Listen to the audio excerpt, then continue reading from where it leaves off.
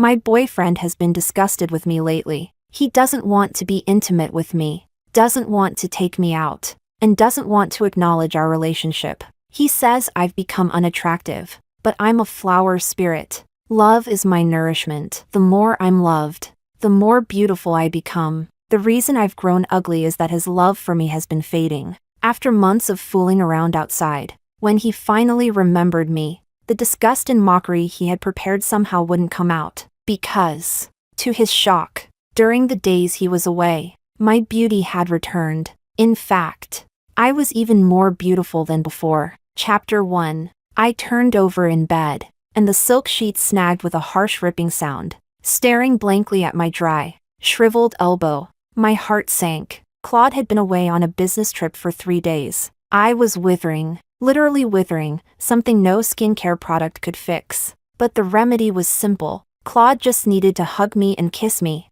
I'm a flower spirit, sustained by love. The stronger the love, the more beautiful I become. A hug, a kiss, anything connected to love serves as nourishment for me. Even a caring daily greeting works. But Claude was probably too busy. It had been a very long time since he'd shown concern for me on his own. I scrolled through our chat history. Almost all of it was me sharing things with him while his replies were few and far between. I tried to hold back. But in the end, I sent him another message. When are you coming back? I miss you so much. I didn't expect a quick reply. Just as I was about to lock my screen, my phone suddenly vibrated. Tonight. My eyes widened in disbelief. I read that single word over and over again. Ah.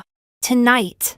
Excitement surged through me. I immediately jumped out of bed and started preparing. Claude's favorite raspberry pie. Claude's favorite braised beef. Claude's favorite marinated seafood. I stayed busy from morning until evening. The moment the front door clicked open, I ran toward it. Claude staggered slightly when I threw myself into his arms. TCH. You're covered in the smell of cooking oil. Startled, I immediately let go and sniffed myself carefully. It didn't seem like I smelled that way, though the floral fragrance on me had indeed become so faint it was almost gone. His gaze landed on my face, and his brows furrowed. I didn't miss the obvious disgust in his eyes. A wave of hurt washed over me, mixed with unease. I knew I didn't look my best right now, but surely it wasn't bad enough to make him look at me like that. I could only comfort myself. Now that he was back, everything would be fine. I would recover. But I curled my fingers. The hangnails around my nails were still there. The long hair draped over my chest remained dry and split at the ends. Why?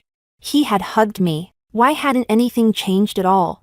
Claude glanced at the dining table, packed with dishes, and let out a heavy sigh. Loosening his tie, he pushed his suitcase toward me. Wash my dirty clothes. I'm heading out again. Huh? Aren't you staying for dinner? He lowered his head and lit up his phone screen, quickly replying to a message. I caught a glimpse of the conversation. Messages were flying back and forth, one after another. Instinctively, I tried to see who he was texting. Claude suddenly locked his screen. When I looked up, I met his displeased gaze. I don't like it when you do that. I apologized immediately. I'm sorry. I didn't mean anything by it. I was just curious. What kind of conversation could make him reply instantly every single time?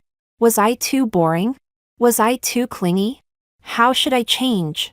Enough. He cut me off impatiently, turning toward the door and gripping the handle. Don't wait up for me tonight. Honestly, you're making me lose my appetite. Chapter 2. The door slammed shut right in front of me. The warmth left behind by that brief embrace faded almost immediately. I sat back down at the dining table in a daze, completely bewildered. Lose his appetite?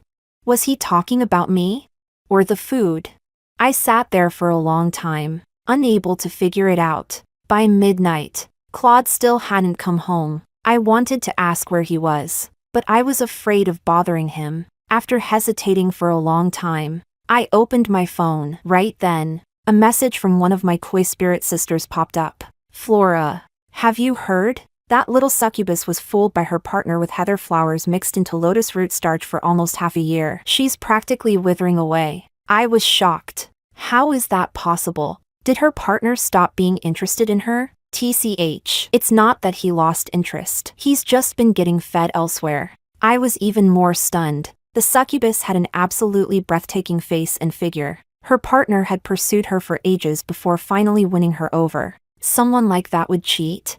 Men, no matter how beautiful the flower or how irresistible the temptress, they'll eventually get bored. They're creatures who are addicted to novelty. Flora, you'd better be careful. If you get sent back, it'll be a huge problem. Holding my phone, I felt utterly lost. A long time ago, humans began crossing into other worlds in large numbers. Eventually, those worlds were explored so thoroughly that humans were everywhere. As part of an exchange, natives of those worlds were assigned to live here. If we failed to adapt to human society, we'd be sent back. And once sent back, we'd become nothing more than NPCs for humans to grind levels, fight monsters, and farm experience from. I didn't want to be sent back. The call finally connected on the 5th attempt, but the voice that came through the speaker wasn't Claude's. Amid the noisy background, I heard a girl complain playfully to someone nearby. "Oh, come on, keep it down. I can't hear anything." I tightened my grip on the phone. "Hello, this is Claude's phone, right? Is something wrong with him?" There was a brief silence on the other end. Then she answered in a bright, cheerful tone. "He's in the restroom. I'm answering for him." "Are you entertaining clients?" I asked carefully. "Do you know when it'll end? I can come pick him up." "Entertaining clients?" The girl laughed softly. "Is that what he told you?" He hadn't told me anything. That was just an excuse I had made up for him. I had to admit it. Claude hadn't taken me out with him in a very long time. Back when we first got together, he practically wanted to keep me attached to his side every second. He introduced me to everyone he met. Whenever someone casually asked if he'd eaten yet, he'd somehow steer the conversation into, "Yeah, how did you know Flora is my girlfriend?" That was the Claude who had loved me so openly, so proudly, as if he wanted the entire world to know. And now?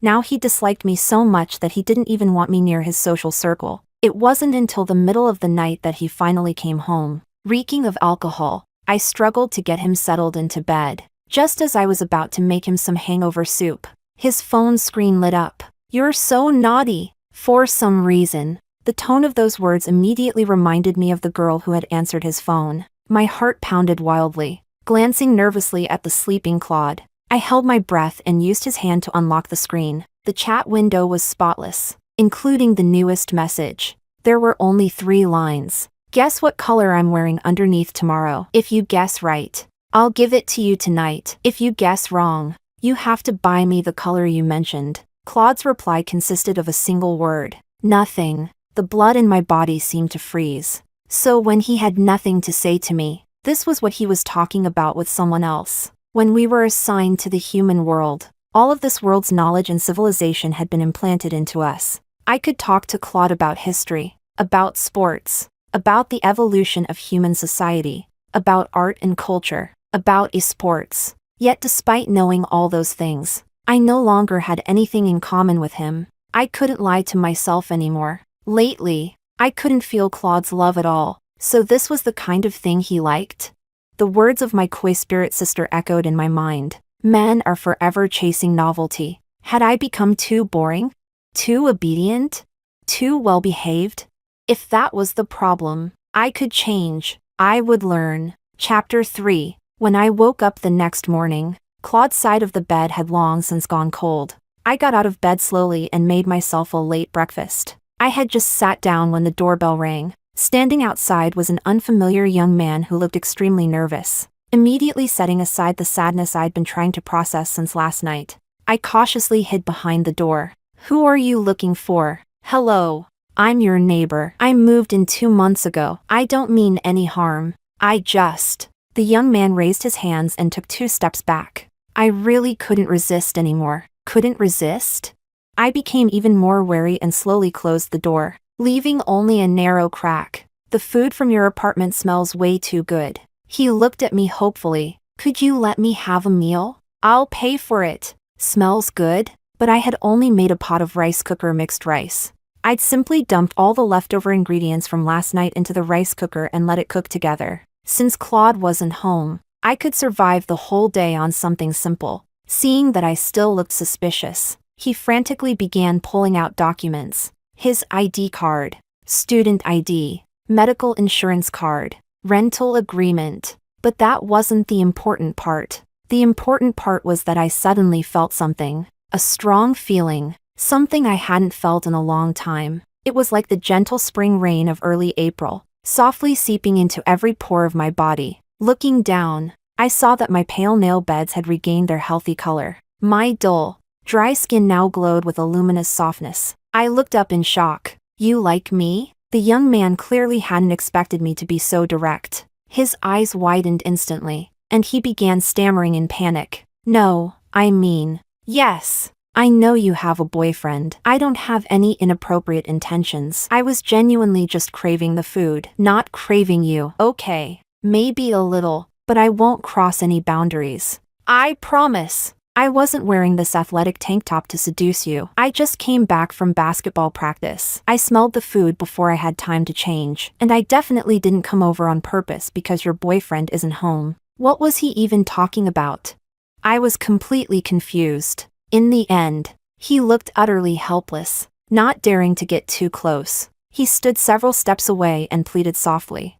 "Please don't dislike me." He looked like a giant homeless puppy. After thinking about it, I decided that people who reminded me of puppies probably weren't bad. "All right, wait here." I closed the door and headed into the kitchen. A moment later, I came back with a lunch container. Since he'd helped me recover a little, I'd treat him to a meal. Before I got together with Claude, I used to feel this kind of affection all the time. Flower spirits were born with the ability to make people like them, but liking someone was just liking them. Continuing to love them, that was the remarkable part. Claude, could it be that he really doesn't love? I immediately shook my head and forced the thought out of my mind. I packed the lunchbox until it was completely full. Then I reopened the door a crack and handed it out. Can I get your contact information?" he asked. "I'll transfer the money to you." "No need." "Then, when would be a good time for me to return the lunchbox?" "Just leave it outside the door." "Okay." He looked a little disappointed, but soon he smiled again, holding the lunchbox as if it were something sacred. He declared solemnly, "I'll eat every single grain. College guys really can eat." I was afraid the container wouldn't be big enough, so I'd packed the rice down as tightly as possible. It was practically compressed into a brick. Still, I should thank him. I ran my fingers through my silky hair, a thought occurring to me. Since I'd recovered a little, maybe I should bring Claude lunch today. Chapter 4. Before going to Claude's company, I stopped by the succubus's apartment. She looked much better now. I was so stupid before, putting all my hopes on one man. "Do you know that cute guy from the coffee shop downstairs? Last night he ate 8 pineapples for me." 8! Sob. I never knew things could be this sweet. Oh, was this really something I was supposed to hear? My face grew warm. Then I caught sight of myself in the mirror. This black leather strapless dress seemed to have ventilation holes everywhere. I instantly felt like I was on fire. She zipped up the back for me and rested her chin on my shoulder. "Flora, do you really want to win him back? Why not do what I did and find someone new? There are 3.5 billion men in this world, but Claude was the first person who had ever shown me kindness. Back then, several men had surrounded me, pestering me relentlessly and insisting that I go back to their homes with them. He was the one who stepped in and got me out of that situation. I had once been loved by him so intensely, so passionately. I didn't want to give up. If what he wanted was novelty, then I'd give him novelty. Very soon, I would realize just how foolish that idea was. Most of the employees at Claude's company had gone out for lunch. I walked to the door of his office. Just as I was about to push it open, I heard a familiar female voice. There was laughter in it, mixed with playful flirtation. My hand froze halfway to the door. Through the gap that hadn't been fully closed, our eyes met. She had a youthful, clean-looking face. Her features weren't particularly striking, though she could be called reasonably pretty. She was sitting on Claude's desk. The moment she saw me, both her smile and the legs she had been swinging paused briefly. Then the smile returned. "Claude." She spoke to him, but her eyes remained fixed on me. Your girlfriend is so beautiful. How could I possibly compare? Claude had his back to me. At her words, he let out a mocking laugh. Beautiful? Without a man? She's nothing. Don't try to fool me just because I haven't been here long. I've heard how desperately you chased after her back then. So what? Claude impatiently pulled the woman into his arms. His tone dripped with ridicule. I was just obsessed for a while. Later, every time I thought about how stunning she looked when I first met her, and realized that beauty had been nurtured by other men's affection before me, I felt sick. I actually want to see what happens when she loses my love. Will she really wither away? Chapter 5. A knock at the door pulled me back to reality. Only then did I realize I was still sitting blankly in the entryway. I didn't know how I had left Claude's office, or how I had made it home. All I knew was that it was almost dark outside now. When I stood up, every joint in my body crackled loudly. My gaze swept across the full-length mirror and suddenly froze. A withered flower abandoned after blooming, that was probably what I looked like. Worn out, shriveled, as though every movement would cause pieces of me to crumble away. Standing outside the door was the young man from this morning. He was holding my lunch container and carrying a bag from a dessert shop. I recognized it. The newly opened one 2 streets away. What happened to you? Are you sick? I'll take you to the hospital. My brain was too numb to think. By the time I realized what I was doing, I had already grabbed the hem of his shirt. Could you hug me? No problem. No problem. I'll carry you to the car. Just hang in there. Not the car. I tightened my grip.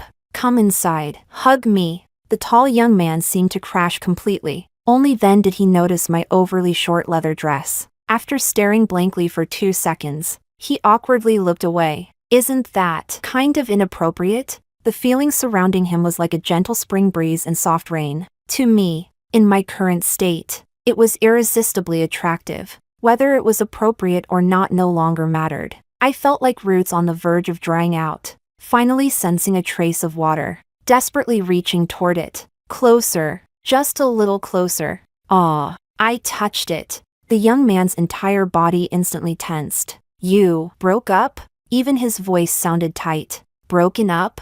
My mind was foggy. The thought process felt painfully slow. At noon, I had fled in panic. I hadn't gotten an explanation, nor had I broken up with Claude. So technically, not yet. I shook my head. The hands that had been hovering lightly behind my back seemed to encounter some invisible resistance. They paused in midair. After an unknown amount of time, it was as though he finally overcame that resistance. His arms tightened suddenly, pulling me into a complete embrace. His breath brushed against my ear. It tickled. What else do you need me to do? Actually, this was already wonderful. Standing was just a little tiring. After a lot of awkward adjustments, we ended up with him sitting on the sofa while I sat facing him in his lap. The affection radiating from him felt like rain falling from heaven. I could feel every inch of my body gradually relaxing and reviving. A contented sigh escaped my lips. I was saved. If only he weren't so nervous. His thighs and chest muscles were rock hard. I felt as though I were sitting on a wooden bench. It was uncomfortable. I protested softly. Could you not be so stiff? The wooden bench that had been completely motionless immediately scooted backward a little. Sorry, that's not something I can control. I looked at him in confusion, lifting my head from his shoulder. You can't relax a little? His gaze darted away. His thick eyelashes trembled slightly. Not right away. I still didn't understand why he couldn't. But it was better than being shipped back to my original world and getting beaten up by monsters far tougher than this situation. After quietly absorbing his affection for a long time, my body recovered by about 70 or 80%. Unfortunately, my mental state quietly collapsed in the process. Heavens, what had I done? I'd dragged a neighbor I'd only just met into my house. I hadn't even asked his name before practically clinging to him, and then I'd complained that his embrace wasn't soft enough. He was just an innocent puppy-like guy with a huge appetite, a love of food, and a little crush on me. Say something, anything, fix this situation. As I desperately searched for words, his voice sounded above my head. Feeling better? He paused. How about some cake? Sweet food usually makes people feel better. As he spoke, One hand supported my lower back while he leaned forward to reach for the dessert bag on the coffee table. The movement brought us even closer together, practically inseparable. I could clearly feel the rise and fall of his chest and abdomen with every breath. Firm, strong. The situation had somehow become even stranger. This was bad. Very bad. I raised a hand and pressed it against his shoulder. "Thank you," I stammered. "I'm okay now." He froze briefly. A flash of disappointment passed through his eyes before vanishing. Then he quickly let go of me. The atmosphere became awkward. The two of us felt like strangers who had accidentally spent the night together and only just woken up. We stared at each other, neither knowing what to say. After a long silence, he was the first to break it. He unlocked his phone. "Should I scan your code, or will you scan mine?" Seeing my confused expression, he laughed. His eyes sparkled brightly. "If you're still feeling unwell, you can contact me anytime. I'll be pretty free for a while." Such a sincere and helpful smile. Completely harmless. I found myself staring for a moment before obediently taking out my phone and adding him. We exchanged names for our contact notes. Jordan. I unconsciously repeated his name. A warm feeling settled in my heart. It wasn't until long after he left that I realized I had never properly thanked him. After thinking about it for a while, I finally sent him a message. "Thank you so much for today. If you don't mind, you're welcome to come over for meals anytime." Jordan hadn't replied yet. Instead, a message from Claude popped up. "Business dinner tonight. Make some hangover soup in advance." Chapter 6. That single sentence was enough to send my briefly recovered body and mind spiraling toward collapse again. I tried not to think about the flirtation and betrayal I had witnessed at noon. I tried to force Claude's contemptuous, faintly malicious words out of my head. I wanted to calm down, to reject him, to confront him, to cut ties with him completely, but my hands trembled as I typed. My breathing became more rapid with every breath. My head began to feel dizzy again, as though deprived of oxygen. In the end, I gritted my teeth, threw my phone aside, and pushed myself up from the sofa.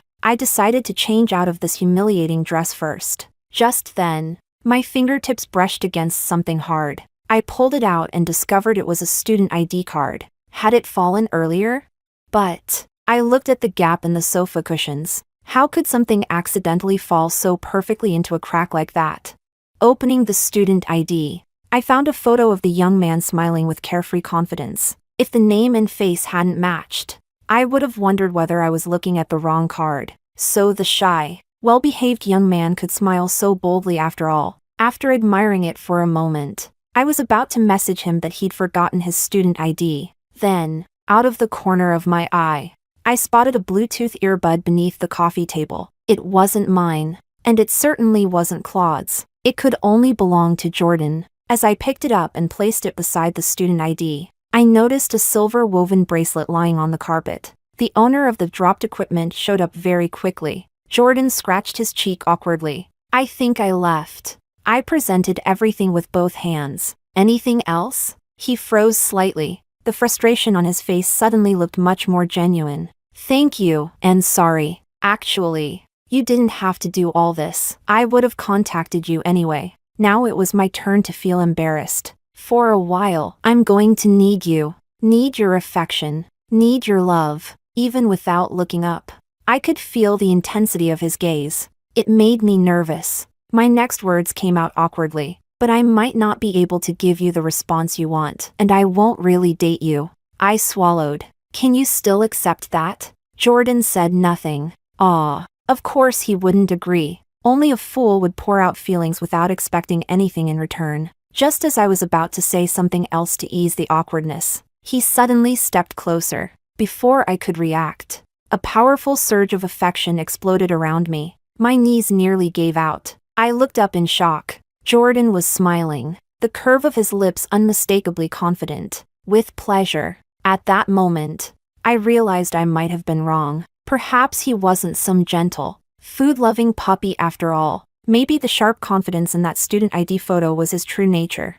For example, right now, he had evolved from someone asking for free meals to someone insisting on cooking dinner for me. After opening the refrigerator and taking a quick look inside, he turned around and asked, "Tomato beef soup or creamy mushroom soup?" He had completely eliminated the option of refusing. Somehow, despite trying to decline moments ago, I found myself being led along by him. Would braised beef ribs and scrambled eggs with tomatoes be okay? Of course. Chapter 7. Jordan's affection was pure. Being close to him brought a level of physical and emotional comfort I'd never experienced before. But I'd already been hurt once. I wasn't foolish enough to tell someone everything anymore. Instead, I claimed that I suffered from touch starvation and needed hugs from people to feel better. After dinner, he volunteered to wash the dishes. I wandered around behind him and eventually couldn't resist leaning against his back. It felt so comfortable that I could practically bloom. Jordan didn't say anything. He simply slowed his movements considerably. My mind gradually drifted. Claude and I used to be like this too. Always stuck together. He loved watching me grow more beautiful under the nourishment of his affection, like an artist admiring a masterpiece. And then, he decided to destroy it with his own hands. At that thought, I unconsciously straightened up. Jordan turned his head. "Why'd you stop leaning on me? Feeling uncomfortable?" He glanced toward the sink. "Give me a second to wash the soap off my hands." Before I could answer, the doorbell suddenly rang. I froze. Only then did I remember that I had never replied to Claude's message. Had he come home this early? "Your boyfriend?" Jordan was still wearing my apron. Soap bubbles clung to his hands. His tone remained calm and unhurried as he raised an eyebrow and smiled at me. There wasn't the slightest trace of panic at the possibility of being caught by someone's official boyfriend. Seeing his expression somehow calmed me too. Not for much longer. The person standing outside wasn't Claude. It was the young woman from the office. The moment her eyes landed on my face, a flash of shock and distortion crossed her expression. She quickly recovered and smiled sweetly. "Hey, girl, I'm here to pick up the hangover soup. Oh, and by the way, Claude won't be coming home tonight, so you don't need to wait for him." After speaking, she pursed her lips. The delight in her eyes was impossible to hide as she stared at me without blinking. I had completely forgotten. So much time had passed since Claude's message, and I hadn't thought about it once. Only now did I realize something. Whenever Jordan was around, everything related to Claude seemed to get automatically muted. I pondered for a moment. Then I gave her an equally bright smile. "No." "What?" I said I didn't make any, and I won't be waiting for him. I tilted my head slightly. "Please tell him that once he's sober, he should come talk to me properly." The reaction she had expected never appeared. Instead, she looked visibly rattled. "Didn't you hear me? Claude is spending tonight. Mississippi." Jordan poked his head around the doorframe and interrupted her. "That's the sort of thing you keep to yourself and quietly enjoy. It's not really something you should be announcing so loudly." He smiled pleasantly. "I understand wanting to show off. I do too, since I'd like to move up and rank myself." The woman froze. Her mouth hung open for several seconds before she finally managed to speak. "What are you?" Jordan shut the door without hesitation. The moment it closed, he immediately looked guilty, like someone who had done something wrong. Sneaking glances at me, he asked cautiously, "Shouldn't I have interrupted?" "Sorry, I couldn't help myself." I almost laughed. There had been several times when I'd wanted to ask him what exactly he liked about me, but every time, I remembered that I was only taking advantage of that affection. I would never return it, and so I forcibly buried my curiosity. I was afraid that after hearing his sincere confession, all I could offer in return would be disappointing silence. That night, Claude never contacted me. I didn't know what the woman had told him, but for the next few days, he never came home. Perhaps that was for the best. I still hadn't fully recovered. Seeing him now might undo all my progress. Growing a flower takes an enormous amount of effort and care. You have to create the right environment. Pay attention constantly. Prune branches when necessary. Protect it from harmful things. But making a flower wither? That doesn't require waiting until the blooming season ends. One missed watering, one forgotten pest. Either can cause fatal damage. Once decline begins, no amount of compensation can fully reverse it. Flowers are like that. And so are the people we love. Chapter 8. Jordan came over whenever he had free time. I worried that I might be distracting him from graduating, but he couldn't have cared less. Resting his chin on my shoulder, he watched as I packed away a necktie and clicked his tongue in dissatisfaction. Can't bear to part with it? Yesterday, after messaging Claude to ask when he'd come back, I received a vague reply, soon, so I started clearing things out. Everything that belonged to Claude was being sorted, packed, and prepared for him to take away when he finally showed up. This tie had been a gift from me. On the back, I'd embroidered a tiny flower with silver gray thread. The thread had been so fine that it nearly ruined my eyesight, yet he'd never worn it even once. I did feel reluctant, not because of the tie, because of the effort I'd poured into it. Seeing that I didn't deny it, Jordan became even more unhappy. He wanted to protest but lacked both the right and the position to do so. So he sat off to the side and sulked. After a long silence, he finally spoke in a resentful tone. Flora, I think your touch starvation syndrome might be contagious. If you ignore me and don't hug me, I feel awful all over. Take a shower, you'll feel better. So that's it? Use me and throw me away? That sounded a little heartless. The truth was, my nourishment reserves were already more than sufficient. Back when I was with Claude, the only person who enthusiastically greeted me when I took out the trash was the lady who collected cardboard boxes for recycling. But over the past few days, people had started offering to help before I even made it out of my apartment building. That familiar feeling of being surrounded by affection had returned. Honestly, I didn't really need Jordan anymore, but I couldn't bring myself to reject him. After all, he'd saved me when I was at my lowest. Fine, just one hug. I have to go out this afternoon. Before I could even finish speaking, Jordan pulled me into his arms. The hand around my waist hesitated for only a moment before slipping beneath the hem of my shirt with familiar ease.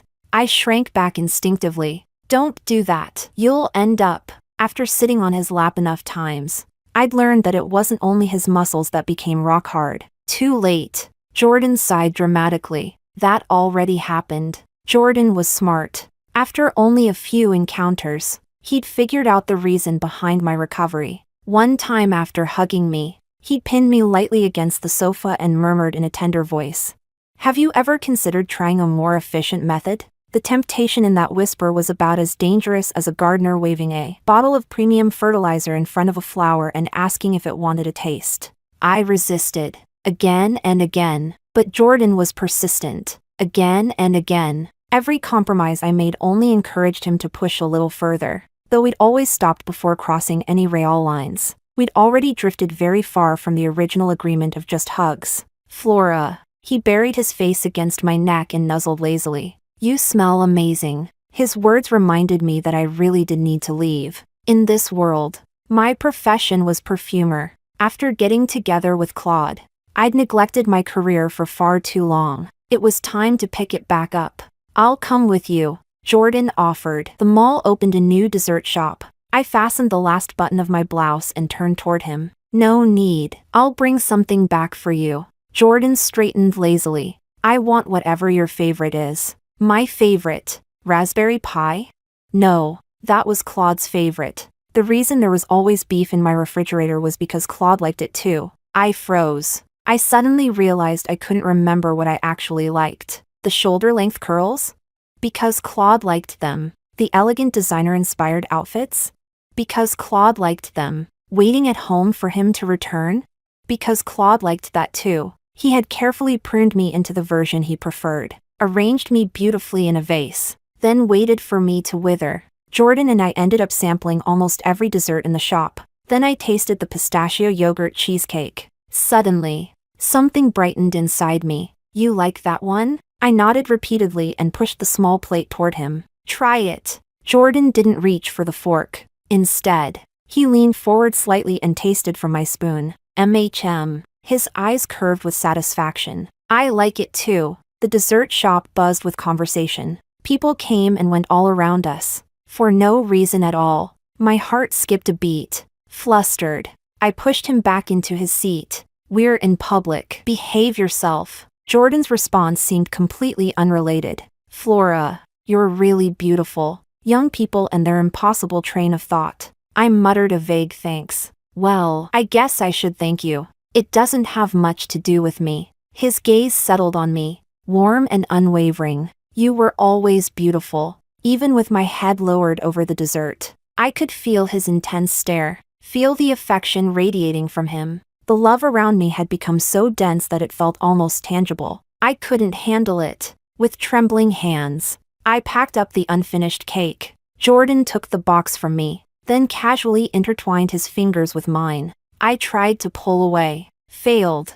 Since I helped you discover your favorite flavor. His thumb brushed lightly against my hand. Can I get a reward? Chapter 9. The moment he said that, I calmed down. Holding hands was fine. However, the second we stepped into the elevator in the underground parking garage, he pinned me against the corner and kissed me. Only then did I realize the reward he wanted wasn't hand-holding. Wait. Can't wait. Cradling my face in his hands, Jordan abandoned every trace of restraint and self-control. Too many desserts can cause breakouts. I'm helping you take preventive measures. Huh? What a shamelessly clever excuse. Fine. I had to admit I was convinced by it. But not here. This was an elevator where someone could walk in at any moment. I was only halfway through worrying when the elevator doors opened. A familiar, slightly hesitant voice sounded from outside. Boss Jordan? It was Claude. Almost instinctively, I buried myself deeper into Jordan's chest. I didn't even know why I felt guilty. Physically and emotionally, I was already done with Claude, but without actually saying the words we're breaking up. What I was doing now hardly felt honorable. Also, Boss Jordan? What kind of title was that? I tried to glance up at Jordan. He simply raised a hand and pressed my head back against him. I haven't seen you around the company lately. Is graduation going smoothly? Claude's hand paused over the elevator buttons. Boss Jordan lives on the 8th floor too? That's right. Jordan's heartbeat remained steady and powerful. Not a hint of panic. He even had enough attention to spare to absent-mindedly stroke my earlobe with his thumb. I sucked in a sharp breath. A victorious chuckle escaped him. Claude's gaze swept toward us and paused briefly. Director Claude seems very interested in my girlfriend. No. Claude immediately turned away. It's just that the perfume smells familiar. Of course it does. My eyes widened. Surely he wasn't about to. Claude looked equally surprised. Jordan continued calmly. I smelled it before and couldn't stop thinking about it. I finally managed to get the same one. Oh, I see. Claude nodded repeatedly, yet his eyes kept drifting toward us through the reflection in the elevator wall. By the way, Director Claude, how are things with your girlfriend? Jordan's tone remained casual. I've heard some unpleasant rumors. Have you already broken up? We haven't broken up. Claude answered without hesitation. It's probably just gossip. Our relationship is great. He smiled. When we get married, you absolutely have to come have a drink. Jordan and I froze simultaneously. At that exact moment, the elevator reached the 8th floor. Claude gave a slight nod and stepped out first. Jordan remained motionless, blocking me. I pushed at him. Instead, he caught my wrist. What do we do? His voice was low. He doesn't seem interested in breaking up. My thoughts were a mess. I'd believed we could sit down and end things calmly and maturely. Yet a single sentence from Claude had thrown me into confusion again. Jordan bit lightly at my lower lip, forcing me back to the present. At this point, whether he wants to break up or not isn't his decision anymore. Move. I pulled against him. I want to go home. Not right now. Why not? I don't want to drag this out anymore. Jordan's hold didn't budge. Frustration rose inside me, mixed with helplessness. That's not what I meant. Taking my hand, he pressed it against his chest, then slowly guided it downward. Since you already gave me a reward. His eyes curved with amusement. Could you finish giving it properly? Chapter 10. There was, of course, no reward. I sat on the sofa with my arms crossed, interrogating Jordan about exactly when he'd started liking me. Looking aggrieved, he nuzzled against me and tried to change the subject. This is torture. Do we really have to talk about this right now? Acting like a puppy won't work. Fine. Jordan stopped pretending. The next second, he climbed onto the sofa and pushed me back against the cushions. I'd almost forgotten. He was far more dangerous when he wasn't acting like a harmless puppy. Flora. His eyes curved slightly. Your boyfriend was the one who personally invited me into your home. Back when Claude and I had first started dating, he loved inviting coworkers and friends over for meals. At the time, I'd been secretly delighted. I thought he simply couldn't resist showing off our relationship. Only now did I realize the truth. What Claude wanted to show off wasn't our love. It was a different kind of superiority. The woman everyone else considered goddess-like was cooking and cleaning for him, busy in the kitchen and around the house, gentle, obedient, almost like a maid. Jordan was the son of the group that employed Claude. I couldn't even remember when he'd first visited. Back then, Claude had occupied my entire heart and mind. Everyone else had been nothing more than labels. This person didn't eat spicy food. That person was allergic to seafood. Someone else preferred their alcohol warmed. As for Jordan, after he moved in, we'd crossed paths in the elevator countless times. He'd held the door open for me, helped carry my packages, shared his umbrella on rainy days, and I remembered none of it. When you truly love someone, you don't notice anyone else. The phone on the coffee table kept ringing. When the calls stopped, message notifications immediately followed. Most likely, Claude had discovered that all his belongings had been packed up and left outside the apartment. He was panicking. Unfortunately for him, neither of us had much attention to spare. Having seized control of the conversation, Jordan turned the questioning back on me. "Can you see me now?" My response came out fragmented and uneven. "Why, yes. I can see you." Apparently, he didn't believe me. Taking my hand, he led me into the bathroom. I found myself kneeling against the vanity, forced to face my reflection in the mirror. The exhausted, dull version of myself was long gone. The woman staring back looked like a camellia touched by fresh snow, radiant, more beautiful than I'd ever been. But I had no attention to spare for my appearance. Bracing myself against the mirror, my voice trembled. "Jordan, I'm going to fall." "No." His arms tightened around my waist, holding me as though I were something precious. Like a bouquet he refused to let go of. "I won't let you fall." Chapter 11. It was already late at night when I got home. Claude had drained my phone battery with non-stop calls. When I opened the door, the living room was completely dark. I had assumed he'd left long ago, but the moment I stepped inside, I kicked the boxes that had originally been left by the entrance. At the same time, Claude's voice rang out from the living room, irritation dripping from every word. "So you finally decided to come home? Where were you? Why weren't you answering my calls?" I was surprised. Had he really been sitting here waiting all this time?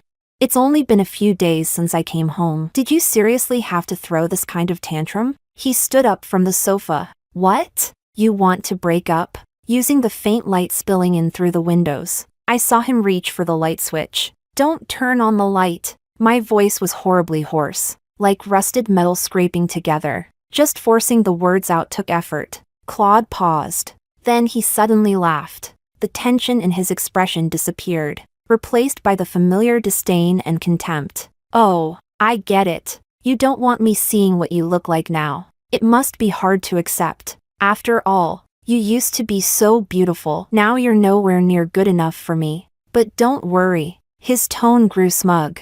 "I'll still keep you around." At this point, I'm probably the only one who would. The light switched on. Instinctively, I squeezed my eyes shut. When I opened them again, I was met with Claude's stunned, disbelieving stare. He had guessed correctly. I really hadn't wanted him to see me like this. 2 buttons were missing from my blouse. The exposed skin at my collarbone and chest was covered in marks Jordan had left behind. Bright red traces stood out vividly against pale skin. A storm of emotions flashed through Claude's eyes. Shock, confusion, disbelief, and finally, overwhelming rage. He strode toward me, grabbing my shoulders. He slammed me against the door. His eyes were bloodshot. Veins bulged at his temples. "You actually..." He ground out the words through clenched teeth, then stopped. Perhaps he was too furious to decide what word to use. "Cheating? Betrayal? An affair?" I was too exhausted from everything Jordan had put me through earlier to struggle. Instead, I laughed. Self-preservation. I tilted my head slightly. Am I not allowed to save myself? Or was I supposed to wait until I withered away, just so your wish could come true? You. His pupils contracted sharply. "You heard that?" Panic flashed briefly across his face. Then, almost immediately, he reverted to aggression. "So what if you did? It's not like I would have actually let you die." I just couldn't get over it. Did I ever say I didn't want you anymore? I never even complained about how many men you'd had before me. And now you're demanding that I love you forever? Before Claude, I'd never been in a relationship. Maybe he'd forgotten. Before any gardener appeared, the flower had already been blooming perfectly well. He'd fabricated filthy assumptions about me, assigned me crimes I'd never committed. Back then, I hadn't had the strength to defend myself. Now, I simply didn't care to. From the other side of the door came a familiar feeling. Warm, steady. Jordan must have woken up. He was standing outside. I was calmer than I'd ever imagined possible. Slowly, I looked Claude up and down. Then I smiled with the same contempt he'd once shown me. His expression immediately cracked. Anger flickered across his face. "What are you laughing at?" A gentle knock sounded on the door. I wrapped my hand around the doorknob but made no move to open it yet. "Your image was something I created." I met his gaze directly. "You were the successful man who conquered a beautiful woman. The thing you showed off to other people wasn't your career, wasn't your talent. It was me. You wore a flower as decoration. You enjoyed the admiration and envy it brought you. And eventually, you became so intoxicated by the attention that you convinced yourself you were the main character." I smiled. "But sorry, without me, you're nothing." Claude stood frozen in shock. I opened the door. Jordan was leaning casually against the wall. He poked his head inside. I think I heard people arguing. His gaze landed on Claude. "Director Claude, you're not breaking up, are you?" He smiled innocently. "Your complexion looks terrible." Claude no longer bothered with politeness or appearances. His eyes locked onto me. "Flora." His voice shook with anger. "Who the hell is that guy? When you looked like that before, there was no way anyone could possibly like you." Chapter 12. He soon found out exactly who that other man was. Jordan was truly a menace. While I wasn't paying attention, he somehow stole that necktie and wore it to work, showing it off everywhere. That very evening, he squeezed his way into my apartment with an aggrieved expression. "Flora." He hit me. I jumped in alarm, cupping his face. I searched anxiously for injuries. After a long inspection, I finally found a tiny scratch that was practically healed already. Internal injuries. Jordan immediately looked even more pitiful. "I need kisses and hugs to recover." "What about him?" Jordan instantly threw up his hands. "I'm shattered. Completely shattered." I sighed helplessly and wrapped my arms around him, patting his back perfunctorily. I finally managed to soothe him. Only then did he answer casually. "He's fine, I guess." A pause. "Probably not dead." "And that girl?" Jordan suddenly became extremely busy. For some reason, fidgeting, looking around, doing absolutely nothing useful. Finally, he buried his face against me and rubbed his cheek against my shoulder. "Ouch." His voice was muffled. "Everything suddenly hurts."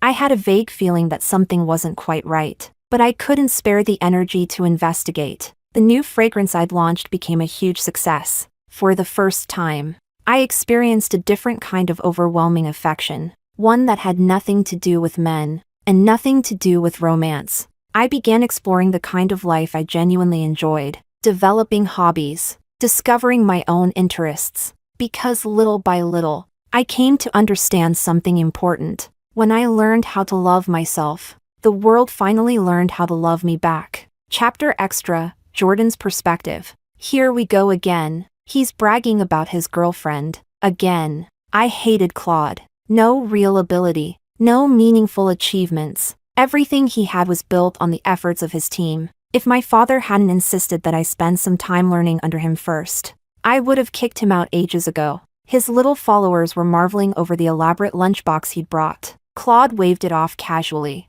"Aw."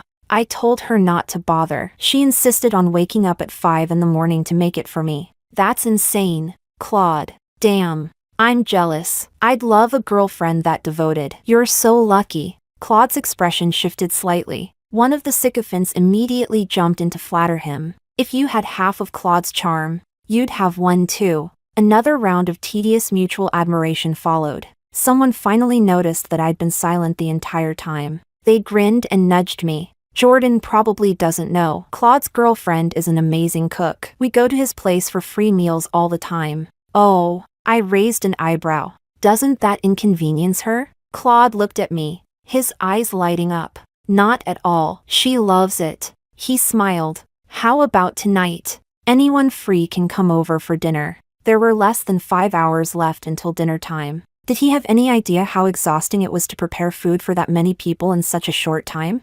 I was about to refuse. Instead, he casually waved his phone. I already told her. Everyone cheered. I swallowed the objection I'd been about to voice. Claude's girlfriend really was beautiful. Every positive adjective in the world suited her. Throughout the entire evening, she remained busy in the kitchen, while everyone else talked loudly and laughed. She struggled to carry a heavy cast iron pot by herself. I used smoking as an excuse and walked into the kitchen, turning the range hood to its highest setting. I created a wall of noise that separated us from everyone outside. She looked puzzled when she saw me holding a cigarette without lighting it. Honestly, I was puzzled too. What exactly was I doing here? I just knew I didn't want to listen to those idiots anymore. The cabinet doors were covered with sticky notes, food allergies, preferences, dislikes, every detail about the people outside. She handed me a pen and notepad, signaling for me to add my own preferences. I didn't take them. Instead, I asked, "What about you?" She blinked, then smiled. "I'm not important." It was difficult to describe the shock that answer caused. "You like him that much?" My voice was quiet, almost drowned out by the range hood. She leaned closer and asked me to repeat myself. I caught the faint fragrance surrounding her. My body stiffened involuntarily. "I do." Her smile softened. "He's my everything." Even after my assistant picked me up that night, those words continued echoing in my mind. I stared at my reflection in the rearview mirror. The face staring back was young and clean-cut. Before I realized it, I heard myself speaking. "Your family desperately needs money, right?" Every rational part of my brain was sounding alarms, begging me not to lose my mind. My mouth, however, remained calm. "Break Claude and his girlfriend up, no matter how you do it." My assistant was horrified. After confirming I wasn't joking, she cautiously replied, "Honestly, I don't think they'll last even if nobody interferes. I can't wait." She immediately began negotiating compensation. "At least make your acting convincing." I glared at her. "If you get caught, you're fired." She had already climbed out of the car and happily accepted the deal. Then she kicked the tire. Capitalist dog. I hadn't expected things to go so smoothly. The day Claude came back from his business trip only to leave again almost immediately, I knocked on Flora's door. I knew she was wary of everyone except Claude. That was fine. I could act like a puppy. A little carefully timed stupidity, a little harmless clumsiness. Bit by bit,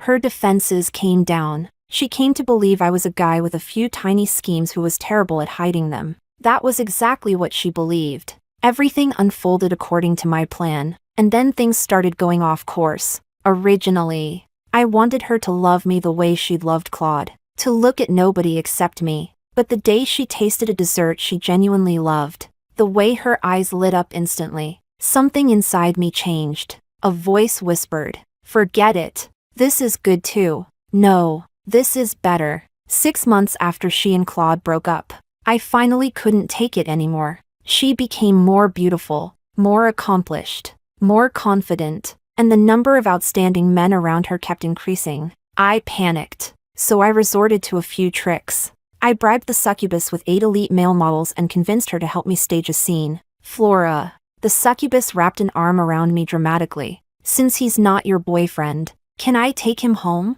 I've never tried one like this before." "I want to." Flora said nothing. I was so nervous I felt sick. Inside, I was desperately begging her to stop me. "Please, just once, tell me to stay." But the succubus had nearly dragged me out the door, and Flora still hadn't spoken. I was frantically trying to figure out how to save myself when she finally looked up. My heart shot straight into my throat. "Jordan." She examined her newly done manicure and spoke casually. "If you walk out that door, don't come back." I immediately shoved the succubus outside, then slammed the door shut. "Wah." I threw my arms around Flora. "I knew you loved me, wife."